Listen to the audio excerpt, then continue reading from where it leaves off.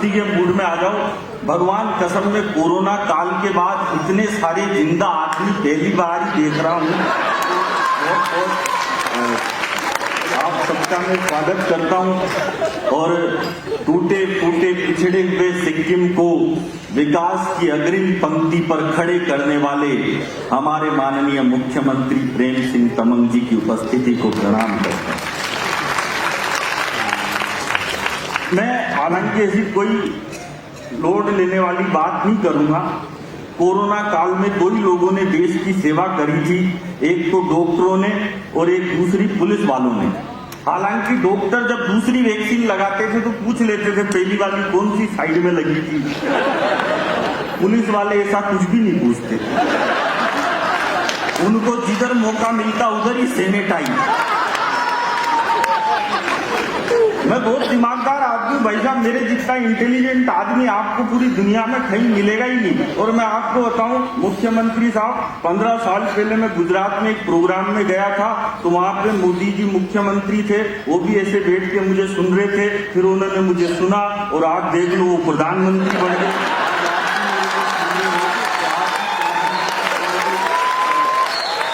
ये बात मैंने इसलिए बोली क्योंकि मेरे पहले किसी ने नहीं बोली तो मैंने बोल दी।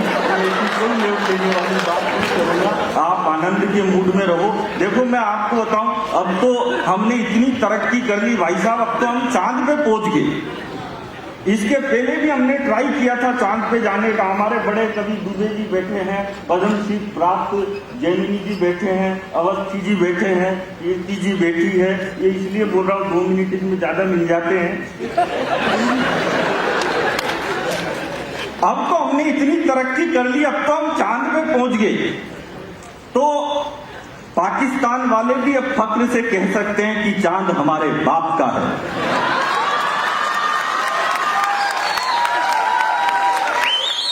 हालांकि इसके पहले भी हमने ट्राई किया था चांद पे जाने का, तो हम 2 किलोमीटर से चूक गए थे। तो ये सारे छोरे छोरी बावड़े हो गए, ये फेसबुक ट्विटर व्हाट्सएप पे लिखने लग गए, बोले हिंदुस्तान चांद पे जाने से 2 किलोमीटर से चूक गया, हमारा विक्रम चांद पे जाने से 2 किलोमीटर से चूक गया। अब मैं आपको एक बात बताऊं गंगटोक वालों, हम 4 भाई हैं। जो मेरा सबसे बड़ा भाई है वो एमकॉम पास है और वो बेरोजगार है। जो मेरा दूसरा भाई है वो MBA पास है और वो भी बेरोजगार है। जो मेरा तीसरा भाई है वो MA है, जो कोई भी कर लेता है, वो भी बेरोजगार है। और जो चौथा है वो मैं हूं और मैं केवल 5वीं पास हूं। और मैं हिंदुस्तान के हंसी के सबसे बड़े show the great Indian laughter challenge का विजेता हूं। कोई ताली बजाने की बात नहीं थी। बात यह है कि जो बेवकूफ बोल रहे थे कि हम चांद पे जाने से 2 किलोमीटर से चूक गए, हम चांद पे जाने से 2 किलोमीटर से चूक गए। अब एक बात बताओ सीएम साहब, जब मेरे पिताजी को लाफ्टर चैंपियन पैदा करने के लिए 3 पड़ाव पार करने पड़े, हम चांद पे जाने से 2 किलोमीटर से चूक गए, हम चांद पे जाने से 2 किलोमीटर से चूक गए। अरे ट्राई तो करो।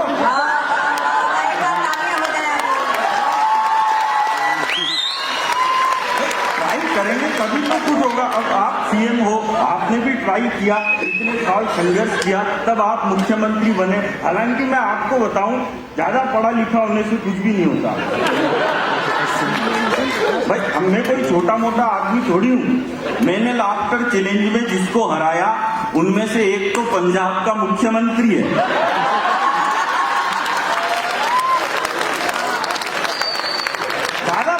होने से कुछ भी नहीं होता भाई। अब आप सब पढ़े लिखे लोग, मैं बढ़िया ही करता हूँ, ये अवस्थी जी मानते ही नहीं है भाई। आप बताओ पढ़ लिख के आपने भी कौन सा तीर मार दिया? तुम तो 5वीं पास को ही रहे हो। और ज्यादा अमीर होने का भी कोई फायदा नहीं होता। अमीर वो नहीं होता जिसके घर के बाहर 10 BMW खड़ी हो। अमीर वो भी नहीं होता जिसके 1000 एकड़ की संपत्ति हो और एक लाइन पर मैं पूरे सदन की तालियां चाहता हूं। अमीर वो भी नहीं होता जिसके 1000 एकड़ की संपत्ति हो, जिस घर के बाहर बच्चे और बुजुर्ग मुस्कुराते हुए मिले, समझ जाओ वही घर अमीर है।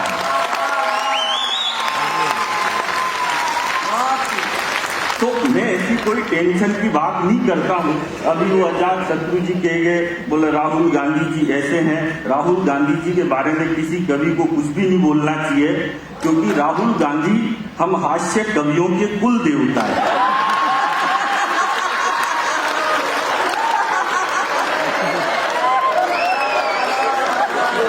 अपने देवता के खिलाफ क्यों बोल रहे हैं? हमारे देश के पहले प्रधानमंत्री थे नेहरू जी। नेहरू जी के कपड़े विदेशों में धुलने जाते थे।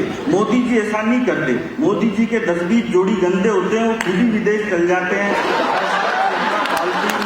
हालांकि मैं आपको बताऊं, ये कांग्रेस वाले भी कम नहीं है। जब इस देश के बीजेपी के प्रधानमंत्री बने अटल बिहारी वाजपेयी जी, तो ये कांग्रेस वाले कहते थे कि यार अटल जी कहाँ से प्रधानमंत्री बन गए, इन बीजेपी वालों को तो देश चलाना ही नहीं आता।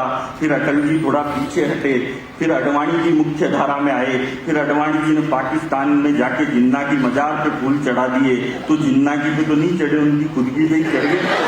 अडवाणी जी के लिए बोले कि ये तो और खराब है, इनसे तो अटल जी लाख गुना अच्छे थे। फिर वो भी पीछे हटे, फिर वो आए 56 इंच की छाती वाले चाय वाले। तो चाय वाले को देख के बोले कि ये चाय वाला तो और खराब है, इनसे तो अडवाणी जी और अटल जी लाख गुना अच्छे थे। और मैं तो कह रहा हूं, अभी तो तुमने चाय वाला देखा है, जिस दिन यूपी का गाय वाला देख लिया, उस दिन कांग्रेस वालों को ये नरेंद्र मोदी देवता नहीं लगने लग जाए। तो मैं ऐसी कोई टेंशन की बात नहीं करूंगा। मेरे को कितनी देर बोलना है मेरे को बता देना, मेरे को ज्यादा बता रखा है, पहले से बता रखा है ना, पहले से तो बता रखा है। हाँ, पहले से बता रखा है, मेरे को मालूम है। वो पहले दोनों को भी मालूम था, मेरे को भी मालूम है। लेकिन कि लड़के टेटू पर टेटू बुधवा रहे हैं, वह 5 मिनट और लूंगा, इससे ज्यादा मैं बिल्कुल भी नहीं लूंगा, क्योंकि इससे ज्यादा है भी नहीं, इसलिए कहां से लूंगा। लड़के टेटू पर टेटू बुधवा रहे हैं। आपने कोई कविता सुनाई थी यहाँ पे नारी के लिए, तो मैं वही बात कर रहा हूँ कि लड़के टेटू पर टेटू बुधवा रहे हैं, लड़कियां झुमके पर झुमके लगा रही है, और जिनको झांसी की तलवार उठानी थी वो रील्स पर ठुमके लगा रहे हैं। होली पर पानी मत बहाओ, दिवाली पर पटाखे मत चलाओ, और खुद की पार्टियों में कोकीन छन रही है। इतना सा देश है भाई साहब इजराइल, इतना सा तो नहीं है, थोड़ा ज्यादा बड़ा है, ऐसे जिले में आ जाता है। इजराइल छोटा सा देश है, लेकिन इजराइल परमाणु बम फोड़ रहा है, और ये हमको सूतड़ी बम नहीं फोड़ने दे रहे। इसलिए कह रहा हूं कि होली पर पानी मत बहाओ, दिवाली पर पटाखे मत चलाओ, और खुद की पार्टियों में कोकीन छन रही है। लड़के शाहरुख की अदाओं पर मचल रहे हैं, लड़कियां दीपिका पादुकोण बन रही है। अरे बनना था तो सावित्री बनती, जो अपने मृत पति को जीवित कराने के लिए यमराज के समक्ष अड़ी रही। बनना था तो सावित्री बनती, जो अपने मृत पति को जीवित कराने के लिए यमराज के समक्ष अड़ी रही, और 14 साल के वनवास के बाद भी उर्मिला लक्ष्मण के लिए पानी का गिलास लेकर खड़ी रही। 14 साल के वनवास के बाद भी उर्मिला लक्ष्मण।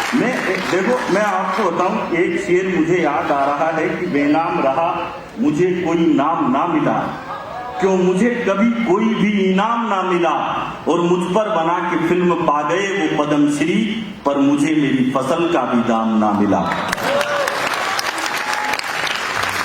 हमारे देश में विद्या बालन को, करीना कपूर को पुरस्कार दिया जाता है, लेकिन माफ करना, ये विद्या बालन, ये करीना कपूर, ये हमारी नायिका नहीं है। हमारी नायिका अगर कोई है तो वो झांसी की रानी है, जो अपने दूध पीते बच्चे को कमर पर बांधकर युद्ध के मैदान में उतर जाती है।